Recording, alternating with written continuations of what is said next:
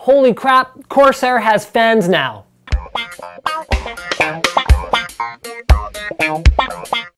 Corsair has two different types of fans in their new lineup. They have the AF series, which is short for airflow, optimized for free-flowing scenarios, and they have the SP series, which is optimized for scenarios where you need additional static pressure as opposed to just performance in a free-flowing environment. They are available in a variety of different sizes, so the airflows are available in 120 mil and 140 mil, and the static pressures are available in 120 mil. Now, you see what looks like a wide assortment of fans here, but what's cool about it is that it's not. Every one of these fans comes with 3 different colors of rings, blue, red, and white. So you can interchange them very, very easily just by taking off the ring and swapping it to whatever color you want. The other cool thing that is included with them is, oh right, not included, but can be included. Another cool thing is that you can buy them in a single pack, or you can buy them in a dual pack and save a couple bucks. So that's the lineup. 120 mils, 140 mils, airflows, static pressures, dual packs, single packs, and they all come with a variety of colors with potentially more colors available in the future. One of the other ways Corsair's innovated on their fans is the use of very unique rubber fillers in the corners of the fan. So they're still an open corner fan in the sense that you can install fans easily between the corners. However, they are filled in with a hard rubber that is going to reduce the vibrations that are passed along to the case. All of the fans, besides coming with the colored rings, come with a noise reducer and 4 black screws. The last thing that we do want to mention is that they are available in a couple of different speed grades. So you can buy a quiet edition or a high performance edition, depending on whether you're looking for more airflow or more pressure, or if you're looking for a quiet optimized system. This system right here is where we're going to show you guys how we would make use of these fans in a 100% balanced system configuration. Let's take a closer look at our optimized machine. We're using a 550D case, which is Corsair's quiet computing case. However, it also gives you the option of removing the quiet panels and getting more performance by adding more fans. Inside, you see we've got lots of noise dampening. There's also lots of noise dampening on the inside of the case. But speaking of the inside of the case, that is where the magic happens, because putting together a cooling optimized machine is all about using the correct fan for the correct application. We're going to show you how Corsair has delivered all of the correct fans that you need to build a gorgeous system. So we've got a P8Z77V premium board in here featuring Thunderbolt, GTX 670. We've got 8 gigs of Corsair Vengeance memory, and this is Corsaired out to the nines. We've got an AX850 80 plus gold power supply. And how are we cooling this? We're going to show you exactly how. So, see right here, we got a drive cage. Drive cage means we are using a low RPM, so a quiet edition pressure SP fan in front of it, because we don't need a ton of performance, but we do need to get some flow, and we do have to push it past something that's kind of restrictive. We removed the second drive cage, and this is mostly just to show you guys, the point of what we're trying to demonstrate, in order to deliver more airflow to our graphics card. And we are using an AF series fan. Again, this is a quiet edition AF series fan in order to deliver that little bit of extra airflow directly to the intake fan on our graphics card, which then exhausts it right out the back of the case. On the back of the case, we're using an AF series fan again, but we're using the 140 millimeter version because this case supports a 140 mil at the back. So use a 140 whenever you can. Finally, on our H100 water cooling radiator, we are using 2 SP series, so static pressure series high performance fans, but we're undervolting them. That gives us the option to run it in quiet mode right now, or by turning the fan speeds up to ramp it up and get ultimate performance out of that liquid cooling unit. So guys, if you are serious about designing and manufacturing your own fans, let me tell you, you're going to need one of these bad boys. This is a Longwind LW9266, and what this allows you to do is accurately and repeatably measure the exact performance of a given fan. while it doesn't allow you to measure the noise levels of the fan, it does allow you to take a look at the other important performance aspects of it, including the RPM it's running at, the static pressure that it is able to produce. So that is in the most restricted possible scenario, where I take the fan and run it up against my chest and go like this. How much pressure is it exerting?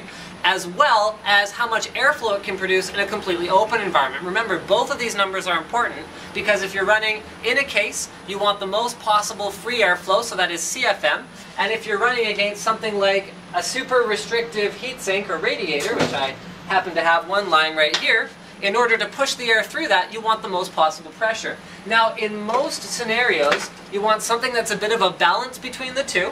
So what you end up with is a pressure versus CFM curve according to the fan speed of the fan. So this particular test we're running is we're taking all of our test fans here, and we're starting at 7 volts and working, or sorry, 5 volts, and working our way all the way up to 12 volts, and we are looking at the pressure versus CFM curves in order to find the sweet spot for which ones perform really well at low RPMs in pressure scenarios and which ones perform really well for free flow. So as a reminder, pressure is good for heat sinks and radiators, and flow is good for using as an intake or an exhaust fan in your case. Let's take a look at the setup of the machine that I'm borrowing, by the way, guys. I did not buy one of these for Tech Tips. That did not happen. But I'm borrowing this machine, so we've got a 120mm cutout on this plexi panel right here. And what that means is that we don't have any unnecessary air leakage around the fan. That really helps us to accurately measure the, especially the pressure. With the CFM, it's not going to make quite as much of a difference. But what this machine does is, oh, okay, no, I'm getting ahead of myself. So we're plugged in here. We can plug in either a 3-pin or 4-pin fan. It can test it anyway, so we're just going through our pile of fans that are to be tested here. Just bolt them in like this, no big deal. Let's move around to this side. Okay, so here we get the graphs that it's actually kicking out in real time. So this is the voltage we're running right now. And then these are all of the different runs that we're doing at various voltages. So I'm going to explain this graph a little bit. This is the static pressure. So you're going to have the highest pressure point when there is the least airflow. So this guy corresponds to this one. This yellow one corresponds to this red one. So as the airflow goes up, the static pressure goes down. I hope you guys can sort of understand that, because when you take the fan and you restrict the airflow as much as possible, all that energy is being used to create pressure. Whereas when you have no pressure on it whatsoever, every spin of the blades is used to move air around rather than pushing on anything. So that's why those curves run that way. So we're running those according to all the different voltage settings in order to get the most complete possible picture of how these fans are going to perform. Now, if you see these tubes around here, these are used to create back pressure on the fans. So these simulate all the different steps here in terms of how much restrictiveness there is on the fan. So if you wanted to, for example, recreate a real-world scenario, you might take something like a radiator that you wanted to know something about. You run it on here to determine what the resistance of this radiator is, and then you can take any fan, find that resistance point here, and determine what the CFM flow is going to be through that fan. And that is how you'll optimize a fan for a particular application. It takes a lot of trial and error, a lot of engineering, and we are going to find out just how well all these different fans line up here and how close the rated specifications from the manufacturer are to what you actually get delivered in the box, because these numbers do not lie.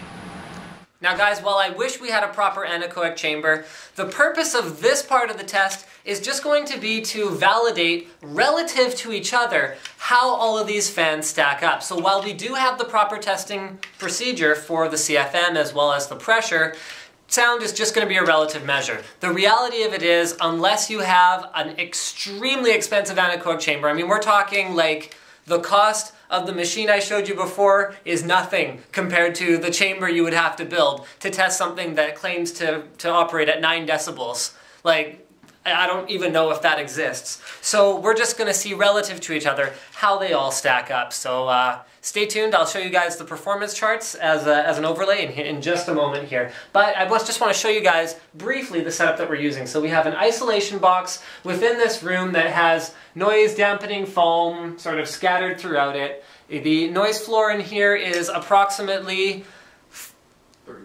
31 decibels. So that is as low as we can get in this room, unfortunately. Just so you guys know, this is the machine that we're using to create the graphs and analyze the results from the tests in the chamber that is on the other side of it. Now, when it comes to rating a fan for performance, okay, so you want to do an optimized build, you want to have pressure where you need it, you want to have airflow where you need it, so you can just look at the specs of fans and that'll tell you everything you need to know, right? Wrong, because I can tell you guys right now, okay, I'm going to hold up some fans here, I'm not going to name any names, you know, hold up some fans here, I'm going to hold up, this is a Yatloon actually, they were bang on in every spec that they had for their fan because they're a huge OEM. Hold up some more fans, hold up some more fans.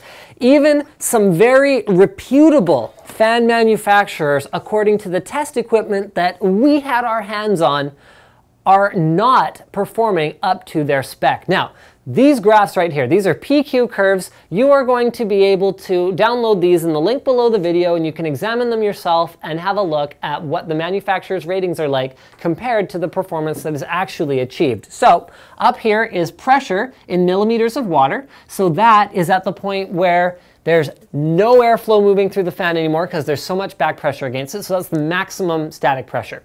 Down here, you see airflow in CFM. So that is where there's no resistance whatsoever. What CFM can it achieve? So a CFM optimized fan, such as the AF120 Performance, will do really well here, but then gets destroyed when the pressure goes up, whereas something like a Corsair SP120 Performance only has the same airflow as an AF, but delivers more than double the pressure when the situation calls for it. So you guys can download these. These are at 12 volts. We also have another version of our graph at 7 volts, so you can see how they perform in an undervolted scenario. 7 volts is the most common undervolt that most people run, because a lot of fans have trouble starting at 5 volts, even though I personally like 5 volts and fans that run at it. So you can see how they all perform when they're undervolted and how they all perform at their stock voltage. The last thing that we're gonna have available as a download is this fan noise graph. So this noise graph is, once again, relative comparison. This is not the be-all and end-all because we didn't have a perfect sound measuring chamber. However, it should be noted that nobody does. So where some of these ratings are coming from is like magical fantasy la la land, to be perfectly 100% blunt. There's no such thing as a fan that runs at 7 decibels or 9 decibels. It doesn't exist. So this is what we measured on all of the fans in our test. And this is the sound floor, so everything was louder than the sound floor, whether anybody likes that or not. I think that this should give you guys a pretty good idea of what to look for when you're shopping for fans and how to optimize your system. So I hope you've enjoyed this episode about, holy crap, Corsair has fans now, and don't forget to subscribe to NCIX Tech Tips.